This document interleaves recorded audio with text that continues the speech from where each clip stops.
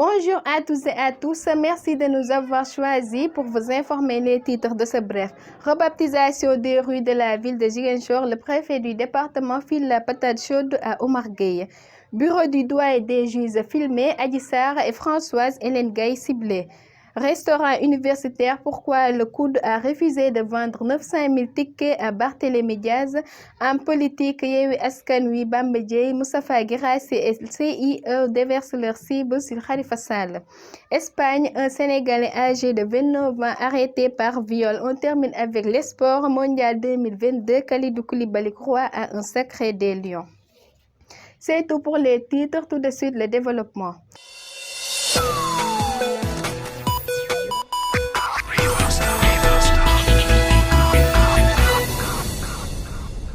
Bienvenue, nous démarrons cette édition brève avec l'actualité sociale. Ousmane Sonko a tenu parole. Le maire de la ville de Ziguinchor avait assuré que malgré le veto du préfet du département, il tiendra la cérémonie symbolique de rebaptisation des rues de la ville dont il était le nouvel édile.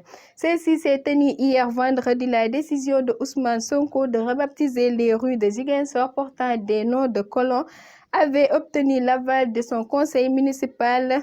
Mais sa décision se heurtera au refus du préfet du département qui a adressé un courrier au maire pour lui signaler que la prérogative de rebaptiser et de débaptiser une rue est du ressort du pouvoir central. Le maire de Ziguinchor a décidé d'ignorer la piqûre de rappel.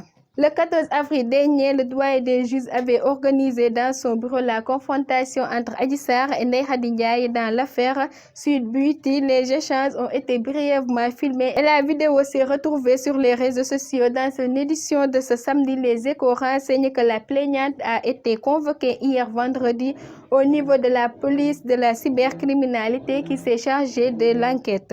Au cours de son édition, rappelle le journal, Ndeye Khady Ndiaye a confirmé sa plainte pour collecte et diffusion de données personnelles. Le maire de la ville de Dakar, Barthélémy Diaz, voulait 600 000 tickets de déjeuner et 300 000 de petit déjeuner pour les étudiants dakarois, mais le montant de la facture s'élève à 75 millions de francs CFA, mais sa volonté s'est heurtée à un écueil. Règlement en matière de vente des repas des restaurants universitaires. Dans un communiqué repris par l'As quotidien, le Centre des œuvres universitaires de Dakar informe qu'il n'y a pas de blocage de l'initiative de la ville de Dakar. Les services de Maguette Sène assurent avoir accédé à la demande de Barthélémy Diaz dans les limites réglementaires, soit 20 000 tickets de déjeuner et 10 000 de petit déjeuner pour un montant de 2,5 millions de francs CFA.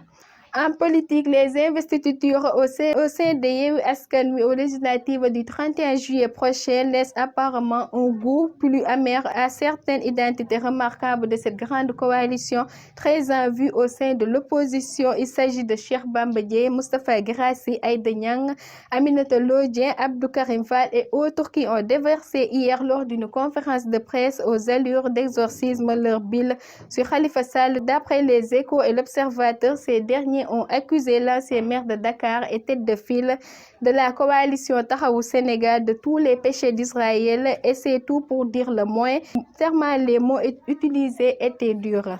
Parlons de l'actualité hors de chez nous. La police espagnole a arrêté dimanche dernier à Valence un Sénégalais âgé de 29 ans. Ce dernier est accusé de viol par une femme. Les faits se seraient déroulés 2 jours plus tôt.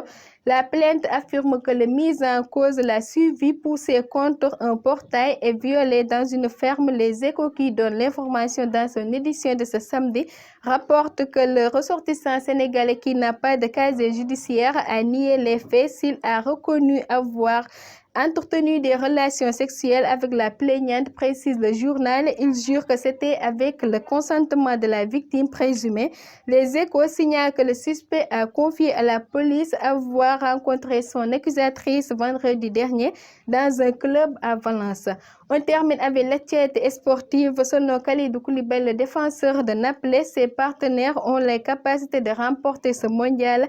Il l'a fait savoir dans un entretien avec 11 mondial repris par New Sport. Il aimerait que ce soit pour la première fois un pays africain de gagner la Coupe du Monde. Il espère vraiment et pense on est capable de gagner la Coupe du Monde. Voilà, c'est tout pour ce bref, mesdames et messieurs. Merci d'avoir suivi l'information sur la télévision Ostet TV. Restez fidèles aux autres programmes de la chaîne. Merci de votre confiance.